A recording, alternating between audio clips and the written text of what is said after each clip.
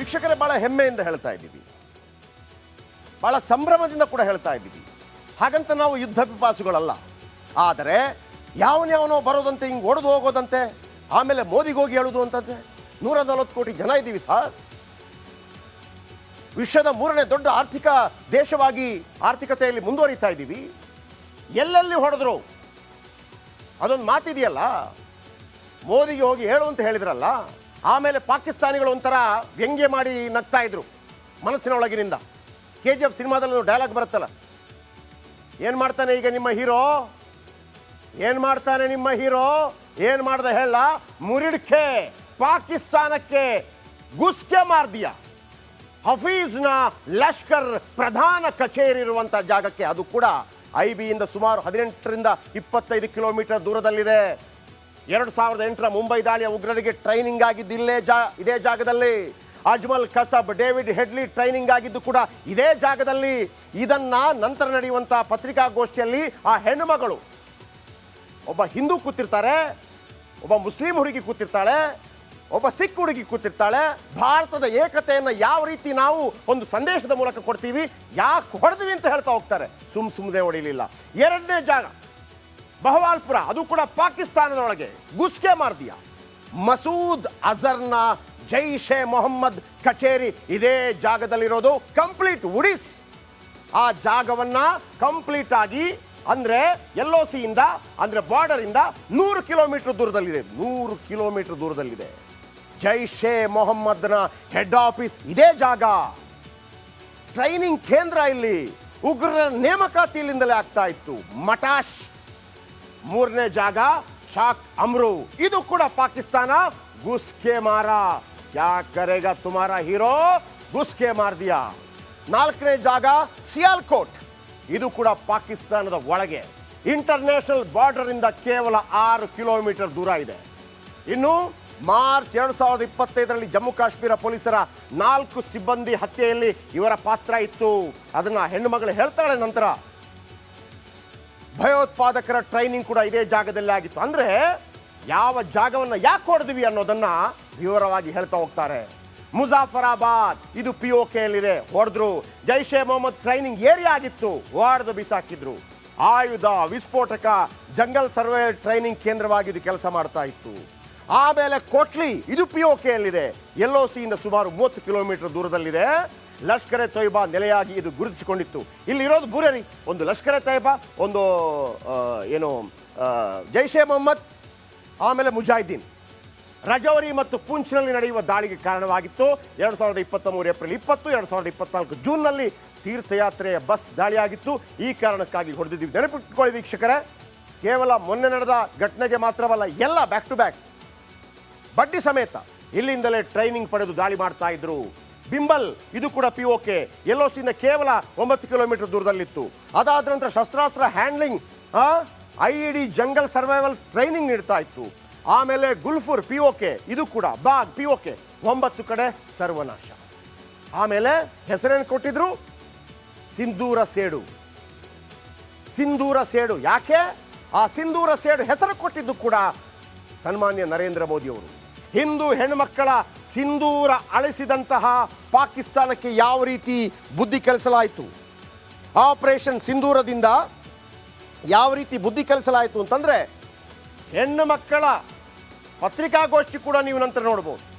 Operation ಸಿಂಧೂರದಿಂದ Hindu ಹೆಣ್ಣು ಮಕ್ಕಳ ಸಿಂಧೂರ ಅಳಿಸಿರ್ತಾರೆ, ಭಾರತ ತಿರುಗೇಟು ಕೊಡುತ್ತೆ. 1971ರ ಬಳಿಕ ಪಾಕ್ ವಿರುದ್ಧ 3 ಸೇನೆ ರಣರಂಗಕ್ಕೆ ಒಂದೇ ಸಲಕ್ಕೆ ಎಂಟ್ರಿ ಆಗುತ್ತೆ. ವೀಕ್ಷಕರ ನೆನಪಿಟ್ಕೊಳ್ಳಿ, 1971ನಲ್ಲಿ ಮಣೆಕ್ ಶಾ ಅವರ ಬಳಿ ಹೇಳಿದಾಗ, ಇಂದಿರಾ ಗಾಂಧಿ ಹೇಳಿದಾಗ, ಅಟ್ಯಾಕ್ ಮಾಡಿ ಅಂತ ಹೇಳಿದಾಗ, ಇಲ್ಲ 6 ತಿಂಗಳು ಟೈಮ್ ಬೇಕು ಅಂತ ಹೇಳ್ತಾರೆ, ನಾವು ರೆಡಿ ಆಗಬೇಕು ಅಂತ. ರೆಡಿ ಆಗ್ತಾರೆ, ಹೊಡಿತೀವಿ, 13 ದಿವಸದಲ್ಲಿ ಮುಗಿದೋಗುತ್ತೆ. ಆದರೆ ಒಂದು ವಿಚಾರ ವೀಕ್ಷಕರ, ಆ ಸಂದರ್ಭದಲ್ಲಿ ನೀವು ಡಿಸೆಂಬರ್ 13 ಅಂತ ಸಿನಿಮಾ ನೋಡಿದ್ರೆ ಗೊತ್ತಾಗುತ್ತೆ, ಈ 3 ಸೇನೆ ಇದೆಯಲ್ಲ, ಆ ಕೋಆರ್ಡಿನೇಷನ್ ಸ್ವಲ್ಪ ಪ್ರಾಬ್ಲಮ್ ಆಗುತ್ತೆ. ಬಟ್ ಈ ಸಲ ನಮಗಿಲ್ಲ. ಆ 3 ಸೇನೆಯ ಕೋಆರ್ಡಿನೇಷನನ್ನು ಬಹಳ ಅದ್ಭುತವಾಗಿ ನಾವು ಮಾಡ್ತಾ ಇದ್ದೀವಿ. ಈಗ ಪಾಕಿಸ್ತಾನದ 4 POK 5 ಕಡೆ ಭೀಕರ ಅಟ್ಯಾಕ್ ಆಗುತ್ತೆ. ಉಗ್ರರ ಬೃಹತ್ ನೆಲೆಗಳನ್ನು ಧ್ವಂಸಗೊಳಿಸುತ್ತೆ ಸೇನೆ. ಮೊದಲ ಬಾರಿಗೆ ಪಾಕಿಸ್ತಾನಕ್ಕೆ ನುಗ್ಗಿತ್ತು ವಾಯುಸೇನೆ. ಉಗ್ರರ ಪ್ರಧಾನ ಕಚೇರಿಯನ್ನೇ ನಾಶ ಮಾಡಿದ ಸೇನೆ. ಮುರುಡಿಕೆಯಲ್ಲಿ ಹಫೀಜ್ನ ಲಷ್ಕರ್ ಪ್ರಧಾನ ಕಚೇರಿ ಇದೆ. ಬಹಲ್ವಾಪುರದಲ್ಲಿ ಮಸೂದ್ ಅಜರ್ನ ಜೈಷ್ ಕೇಂದ್ರವಿದೆ. ಗಡಿಯಿಂದ 100 ಕಿಲೋಮೀಟರ್ ದೂರದ ಬಹಲ್ಪುರದಲ್ಲಿದೆ ಜೈಷ್ ಕಚೇರಿ. ಗಡಿಯಿಂದ 30 ಕಿಲೋಮೀಟರ್ ದೂರದ ಮುರುಡಿಕೆಯಲ್ಲಿದೆ ಲಷ್ಕರ್ ಕಚೇರಿ. ಲಷ್ಕರ್ ಜೈಷ್ ಎ ಮೊಹಮ್ಮದ್ನ ನೆಲೆಗಳನ್ನು ಉಡಿಸ್ ಮಾಡಾಕಿದ್ದೀವಿ. ಹಫೀಜ್ ಮತ್ತು ಅಜರ್ ಮಸೂರ್ ಇವರು ಸಾಯ್ಬೇಕು. ಇವರಿಗೆ ಸಿಂಧೂರ ಶಕ್ತಿ ತೋರಿಸಿದ ಭಾರತ ಅಜದ್ ಮಸೂರ್ನ ಇಡೀ ಫ್ಯಾಮಿಲಿ ಅವನ ಮುಂದೆ ಕೊಚ್ಕೊಂಡೋಗಿದೆ. ಅವನು ಕೂಡ ಸತ್ತಿದ್ದಾನೆ ಅನ್ನುವಂಥ ಡೌಟ್ ಇದೆ. ಹಫೀಜ್ ಕೂಡ ಸತ್ತಿದ್ದಾನೆ ಅಂತ ಡೌಟ್ ಇದೆ. ಅವರಿಬ್ಬರು ಸತ್ತರೆ ನಾವು ಯುದ್ಧ ಗೆದ್ದಂಗೆ. ಭಾರತ ಟಾರ್ಗೆಟ್ಗಳನ್ನು ಗುರುತಿಸಿದ್ದು ಹೇಗೆ ಅನ್ನೋದು ಎಲ್ಲ ರೀತಿಯಲ್ಲೂ ಕೂಡ ಪತ್ತೆ ಹಚ್ಚಿ 9 ಜಾಗಗಳನ್ನು ಉಳಿಸಿ ಮಾಡಿ. ವೀಕ್ಷಕರೇ, ಬಹಳ ಹೆಮ್ಮೆಯಿಂದ ಹೇಳ್ತಾ ಇದ್ದೀವಿ, ಬಹಳ ಸಂಭ್ರಮದಿಂದ ಕೂಡ ಹೇಳ್ತಾ ಇದ್ದೀವಿ. ಹಾಗಂತ ನಾವು ಯುದ್ಧ ಪಿಪಾಸುಗಳಲ್ಲ.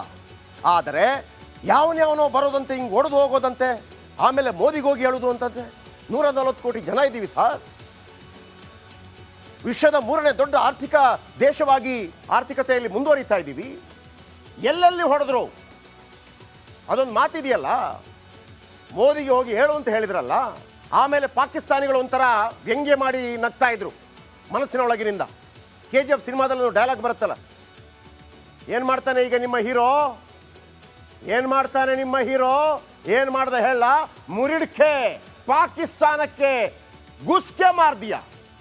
ಹಫೀಜ್ನ ಲಷ್ಕರ್ ಪ್ರಧಾನ ಕಚೇರಿ ಇರುವಂಥ ಜಾಗಕ್ಕೆ, ಅದು ಕೂಡ IBಯಿಂದ ಸುಮಾರು 18ರಿಂದ 25 ಕಿಲೋಮೀಟರ್ ದೂರದಲ್ಲಿದೆ. 2008ರ ಮುಂಬೈ ದಾಳಿಯ ಉಗ್ರರಿಗೆ ಟ್ರೈನಿಂಗ್ ಆಗಿದ್ದು ಇದೇ ಜಾಗದಲ್ಲಿ. ಅಜ್ಮಲ್ ಕಸಬ್, ಡೇವಿಡ್ ಹೆಡ್ಲಿ ಟ್ರೈನಿಂಗ್ ಆಗಿದ್ದು ಕೂಡ ಇದೇ ಜಾಗದಲ್ಲಿ.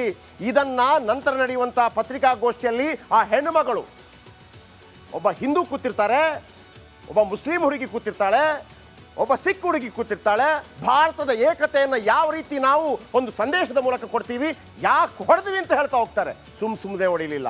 2ನೇ ಜಾಗ ಬಹವಾಲ್ಪುರ, ಅದು ಕೂಡ ಪಾಕಿಸ್ತಾನದೊಳಗೆ ಗುಸ್ಕೆ ಮಾರ್ದಿಯ. ಮಸೂದ್ ಅಜರ್ನ ಜೈಷ್ ಎ ಮೊಹಮ್ಮದ್ ಕಚೇರಿ ಇದೇ ಜಾಗದಲ್ಲಿರೋದು. ಕಂಪ್ಲೀಟ್ ಉಡಿಸ್.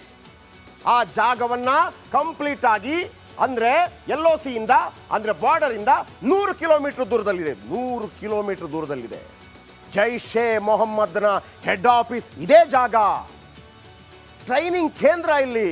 ಉಗ್ರರ ನೇಮಕಾತಿ ಇಲ್ಲಿಂದಲೇ ಆಗ್ತಾ ಇತ್ತು. ಮಟಾಶ್. 3ನೇ ಜಾಗ ಶಾಕ್ ಅಮ್ರು, ಇದು ಕೂಡ ಪಾಕಿಸ್ತಾನ. ಗುಸ್ಕೆ ಮಾರ. ಕ್ಯಾ ಕರೆಗಾ ತುಮಾರಾ ಹೀರೋ, ಗುಸ್ಕೆ ಮಾರ್ ದಿಯಾ. 4ನೇ ಜಾಗ ಸಿಯಾಲ್ಕೋಟ್, ಇದು ಕೂಡ ಪಾಕಿಸ್ತಾನದ ಒಳಗೆ. ಇಂಟರ್ನ್ಯಾಷನಲ್ ಬಾರ್ಡರ್ ಇಂದ ಕೇವಲ 6 ಕಿಲೋಮೀಟರ್ ದೂರ ಇದೆ.